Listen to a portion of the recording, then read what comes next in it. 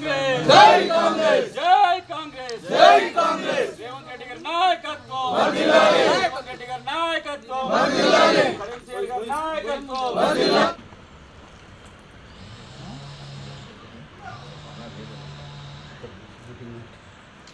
నియోజకవర్గానికి 333 కోట్ల 71 లక్షల రూపాయల నిధులు తీసుకురావడం జరిగింది। ఇది అఫీషియల్గా జరిగిన విషయము।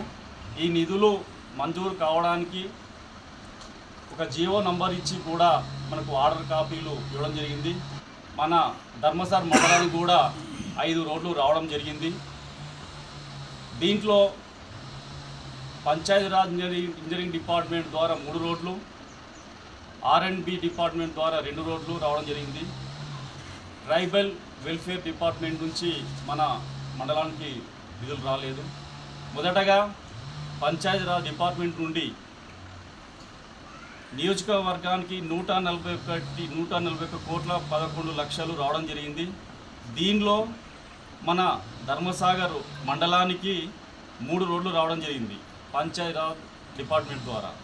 మొదటి రోడ్డు ఉనికిచెర్ల క్రాస్ నుండి రాపాకపల్లె వరకు 2.15 కిలోమీటర్ల డిస్టెన్స్, ఇదొక రోడ్డు।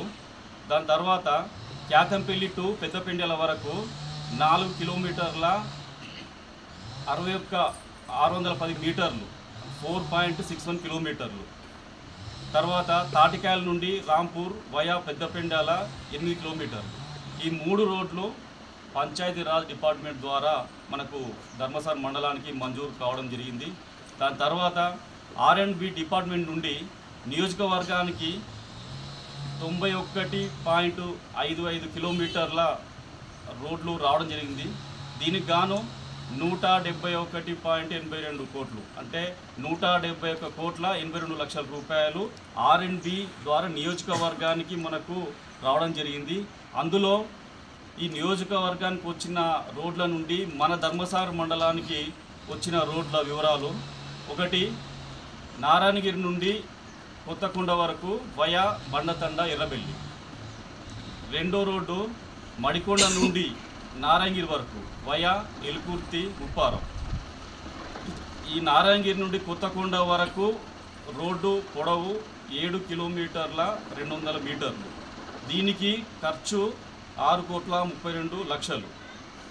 మడికొండ నుండి నారాయణగిరి వరకు వెళ్ళే రోడ్డు పొడవు 9 కిలోమీటర్ల 500 మీటర్లు। దీనికి మంజూరైన ఫండు 17.93 లక్షలు। అదేవిధంగా ఇది ప్రస్తుతము మనకు ఈ 2-3 రోజులలో మనకు వచ్చిన నిధుల వివరాలు। అదే రకంగా చూస్తే మన ధర్మసాగర్ మండలానికి ఈ అకాడమిక్ ఇయర్ ద్వారా మంజూరైన 25 లక్షల రూపాయలను స్నేహకాలంలో మనము రోడ్లను నిర్మించి పూర్తి చేసుకొని కూడా మనం ఉండడం జరిగింది।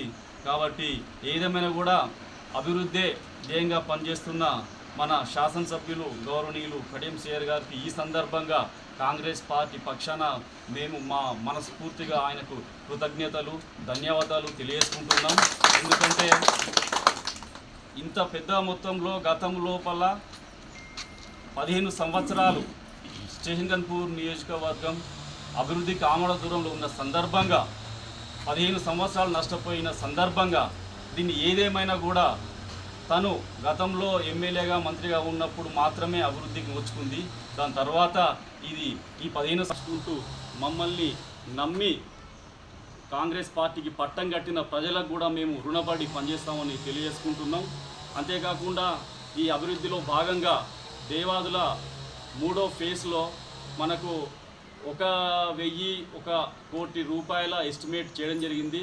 దానిలో భాగంగా మొదటి విడతగా 200 కోట్ల రూపాయలు నిధులు రావడం జరిగింది।